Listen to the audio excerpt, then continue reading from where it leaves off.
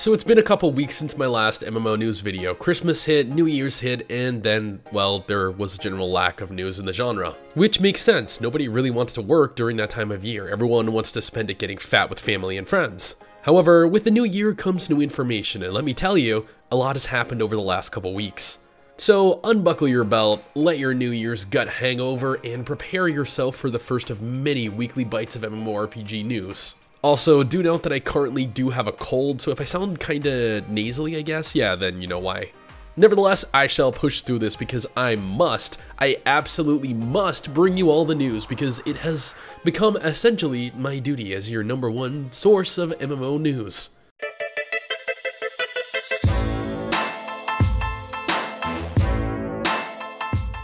We'll go ahead and start this off with some good news. News that I believe every fan of the genre needs to hear. While games like World of Warcraft are losing players and other games are shutting down, RuneScape is boasting its highest ever paid membership and active monthly players. This is in part due to the game recently launching on mobile devices. Old school RuneScape alone crossing over 5 million downloads since it launched. The active subscriber base numbers over an entire million thus far, more than even an MMO like Final Fantasy XIV has currently. See guys, the genre isn't dying, they're just flocking to other games.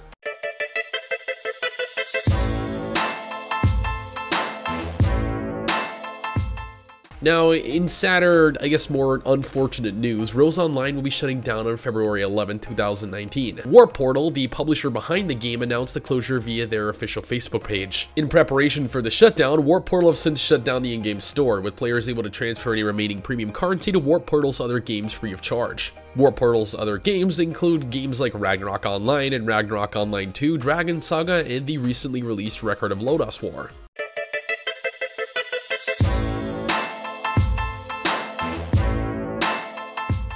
Next up, we have a juicy new release from NCSoft, and yes, I'm being facetious. Actually, this is their very first mobile RPG released in the West thus far, but from what I've learned, mobile games, especially MMOs, are pretty much all the same, so it really isn't likely to be much of a challenge. Do note though that Aion Legends of War is a sequel to the Aion PC MMORPG, but at the same time it isn't really classified as an MMO itself. Instead, NCSoft are calling it a strategic, narrative-driven RPG that exudes depth of gameplay with MMO-level complexity. Yeah. Essentially players collect various heroes and they participate in dungeons, PvP, and intense action. I mean, it seems MMO-y to me, but hey.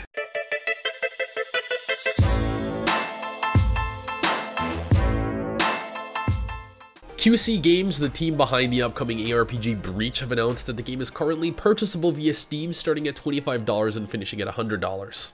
The packages you can purchase will include unique bonus items like hero packs, skins, digital art books, sprays, and emotes, along with a 30-day golden XP boost. I've seen some YouTubers do videos on Breach, and honestly, it looks like it could be a pretty solid game.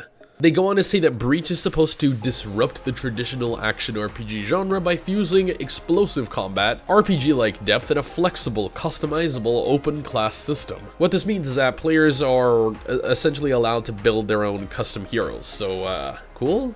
Regardless, Breach hits early access on January 17th, so if you're looking to get into the game, there's your chance.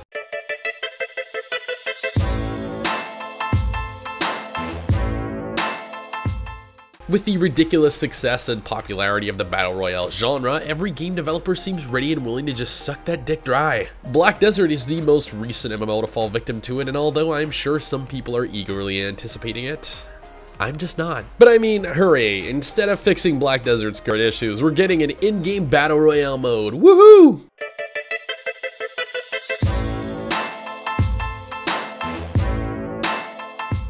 So, Intrepid Studios and the entire Ashes of Creation game itself have come under fire recently due to a lack of communication. Their Apocalypse Battle Royale being temporarily shut down without any real warning, their forums going down and remaining down during this issue. Fans have every right to be upset, I mean, especially since Intrepid have done absolutely nothing to really calm down the player base until now, I guess that is. Margaret Cron has been appointed as the new community manager, and both her, along with Intrepid, have plans on providing better communication with the player base going forward.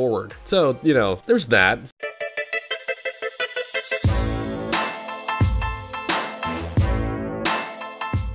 January 8, 2019 marked the conclusion of Final Fantasy XIV Stormblood expansion story with the introduction of patch 4.5, A Requiem for Heroes. With a plethora of updates including the new main scenario quest, new furnishings, glamour items, the new Mahjong game mode, and a truckload more, there's just plenty to enjoy while eagerly anticipating the new Shadowbringers expansion.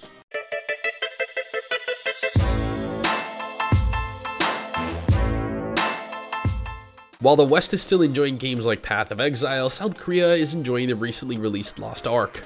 And Smilegate are showing no signs of slowing down updates either, with a large new continent of Roandel, a new race, and more. There's still no confirmed Western release date for the game yet, but the success in South Korea and the large anticipation of the game over here looks very promising for its future.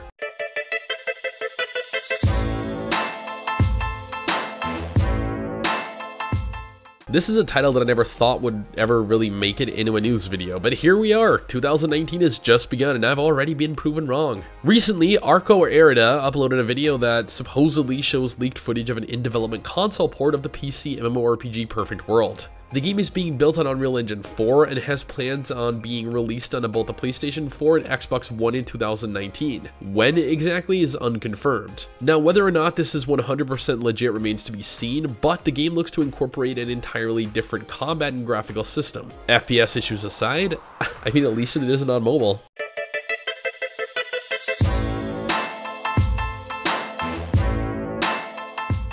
This is the first I'm actually hearing of this, but Gameville announced yesterday that they have plans on launching their popular 3D open world MMORPG Talion in the very near future, beginning first with Australia in January, then further expanding into other Western territories. Registration for the game is currently available if you reside within Australia, and weirdly enough, Gameville has plans to support Australia and the Australian MMO player base by opening up Australian servers and providing Australian localization. The game boasts some very serious character customization, especially considering it's a mobile MMO. Other than that, I mean, you know, it looks pretty generic, but we'll have to wait and see once it launches later this month. WIGGY will likely have a video up for it after it launches if you want to go see how that plays, because, you know, she's in Australia.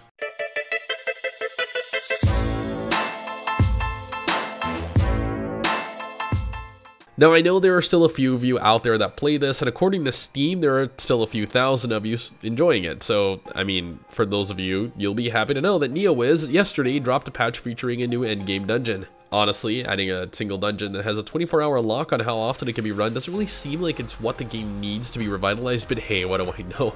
I'm not a game developer. And, well, that was it, actually. I thought there was more, but there turns out there is not. Hopefully some of this has been of interest to you. If not, then no problem. I will see you next week and I'll see if I can't change your mind. Anyway guys, that is it for me. Thank you all for watching and I'll see you all next time. Peace.